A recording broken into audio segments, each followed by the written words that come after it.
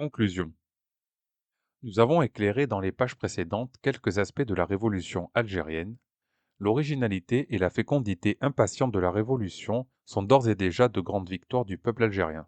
Cette communauté en acte, rénovée et libre de toute suggestion psychologique, émotionnelle ou juridique, débouche aujourd'hui sur des exigences modernes et démocratiques d'une densité exceptionnelle. La thèse qui veut que la promotion d'une société nouvelle ne soit possible que dans le cadre de l'indépendance nationale trouve ici son corollaire. C'est que dans le même temps où l'homme colonisé s'arc-boute et rejette l'oppression, il se produit en lui un bouleversement radical qui rend impossible et scandaleuse toute tentative de maintenir le régime colonial. C'est ce bouleversement que nous avons étudié ici.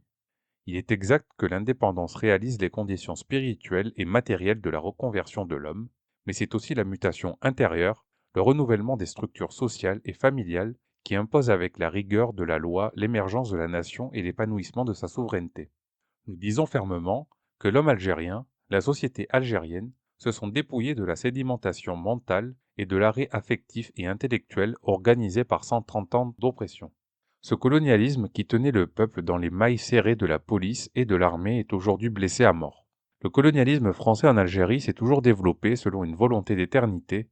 Les structures mises en place, les installations portuaires, les aérodromes, l'interdiction de la langue arabe donnait souvent l'impression que l'ennemi s'engageait, se compromettait, se perdait à moitié dans sa proie pour précisément rendre impossible toute rupture éventuelle, toute séparation.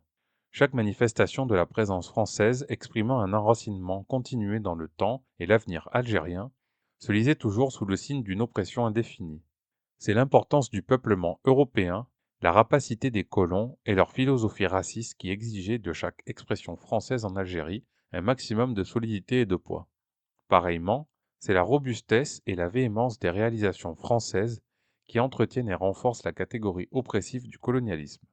À l'histoire de la colonisation, le peuple algérien oppose aujourd'hui l'histoire de la libération nationale.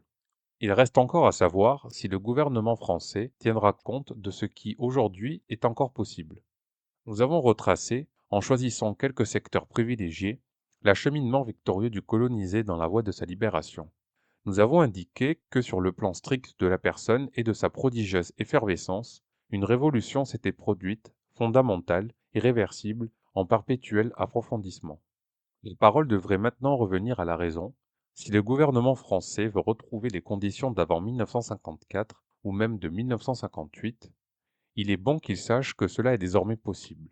Si par contre, il veut tenir compte des modifications qui sont survenues depuis 5 ans dans la conscience de l'homme algérien, s'il veut prêter l'oreille aux voix opiniâtres et fraternelles qui de tous les coins du monde relancent la révolution et se reconnaissent dans la lutte d'un peuple qui n'économise ni son sang ni ses souffrances pour le triomphe de la liberté, alors nous disons que tout est encore possible. L'écrasement de la révolution algérienne, son isolement, son asphyxie, sa mort par épuisement, autant de rêves insensés. La révolution en profondeur, la vraie, parce que précisément elle change l'homme et renouvelle la société, est très avancée. C'est Oxygène qui invente et dispose une nouvelle humanité. C'est cela aussi la révolution algérienne.